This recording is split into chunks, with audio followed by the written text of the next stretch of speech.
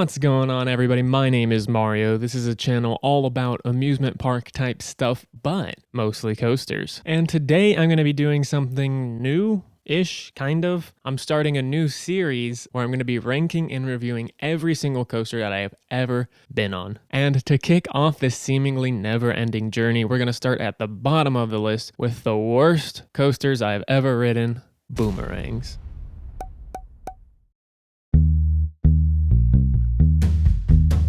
Let's talk about amusement parks, like rides and rides in the dark. Rides right here and rides all over, but mostly coasters, mostly coasters. We'll talk about all kind of things, but mostly coasters. Now, at the time of making this video, I have been on 208 coasters, and as you can tell from these numbers right here, Boomerangs sit between 208 and 205, so they're the absolute bottom of the list. Now, those numbers may not match up with the video title because as this series progresses, I will have gone on more and more coasters, thus pushing the lower coasters even lower on the list. So I'm just gonna have to go back and edit a bunch of video titles. So that'll be fun. But back to Boomerang specifically, yeah, these are my least favorite coasters. Now, I have been on 4 Boomerangs, and some are better than others. Or more specifically, some are worse than others, but we'll get to each individual one later in the video. But anyway, without any further ado, let's review. So to quickly go over the stats of Boomerangs, well, they're all the same. They all stand at about 117 feet tall with 110-foot drops, and they all go 47 miles per hour. They do have 3 inversions, but obviously you traverse the inversions twice, so you do end up going upside down 6 times. And honestly, those stats are not bad. I mean, that sounds like a pretty fun coaster to me. 100+ foot tall coaster going upside down 6 times. I mean, sounds good. But as a wise old man once said, stats don't matter if your head is being split open. And obviously that's why most people don't like these Boomerangs, right? The head banging is pretty miserable. For me, it jacks up my back as well. There's lots of slamming back and forth. The forces do slam you back and forth. There you go. Found a way to make my inability to speak actually make sense. Now, to talk about one decent thing before we just start ripping Boomerangs to shreds, which they kind of all should be ripped to shreds in my opinion. One nice thing is they at least look nice. They're fun to watch do the course, right? Forwards, backwards, all that good stuff. A lot of the cues are underneath the Boomerang itself. I know you don't get that on a ton of coasters where you're just underneath the ride, getting to enjoy it from a spectator's perspective before you absolutely despise it from a rider's perspective. But again, I digress. Now to transition into some of the negative aspects of it before we even get on the ride, operations on Boomerangs suck. Obviously, you're only ever going to have one train. The ride duration is over a minute, so you can't get quick cycles done. So if you go to a park on a busy day and you just want to add to your coaster count, you might end up having to wait a ridiculous amount of time for a coaster that you don't even want to ride.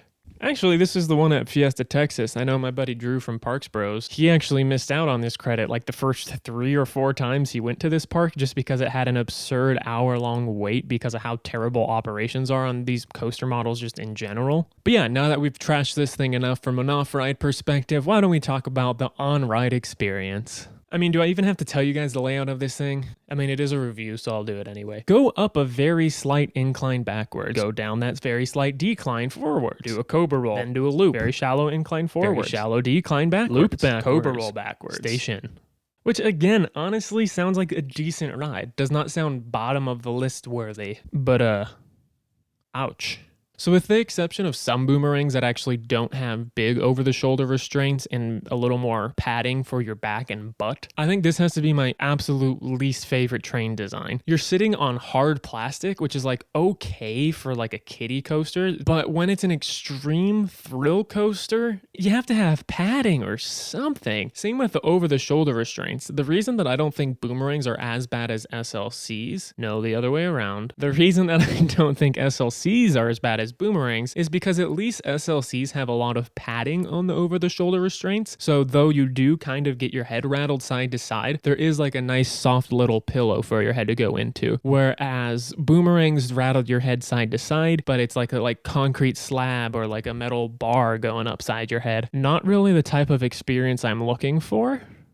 ever. But yeah, I do find that more often than not, my back is more of an issue on these than my head. Just with the jolts and the uncomfortable transition into those inversions, I feel like my butt is getting slammed in the seat, which hurts my back, and then my back is also getting slammed back and forth. Now, I've never passed up the opportunity to ride one of these if it's going to add to my coaster count, so I will say that if you have to ride one of these, it is always best to sit in the middle. I feel like the worst forces come when you are sitting in the front going forward through those inversions. So you're getting pushed into the inversion harder than in any other row. You're just getting slammed into your seat, whereas in the middle, the forces are a lot less drastic. The back is the best when you're going forward and not getting slammed into your seat at all. But obviously, when you start going backwards, the back sort of becomes the front. At least it experiences similar forces as the front did on the first trip when you're going forwards. Am I making any sense?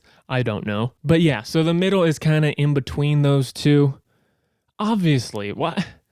I'm not talking to a bunch of idiots, just coaster enthusiasts. But anyway, my point being, if you're in the front or the back, you're going to get brutalized going one way, be fine going the other, but in the middle, you're just going to be semi-brutalized both ways. So, pick your poison, I guess. But the best advice I can give you guys for boomerangs is just don't. All right, now it's time for a good old-fashioned pros and cons list. Pros. It looks nice. Pro number 2.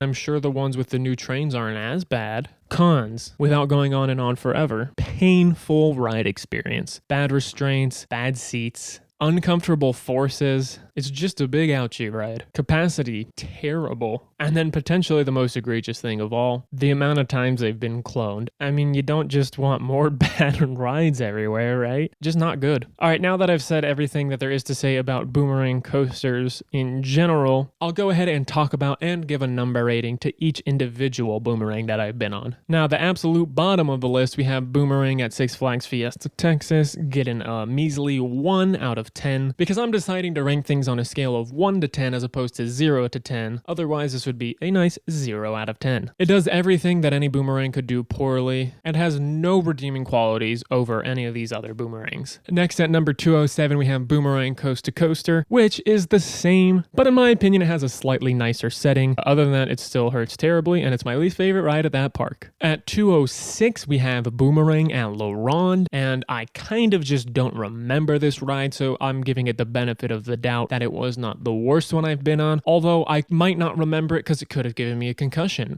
and therefore it would be the worst one that I've been on. So, congratulations, Ronde.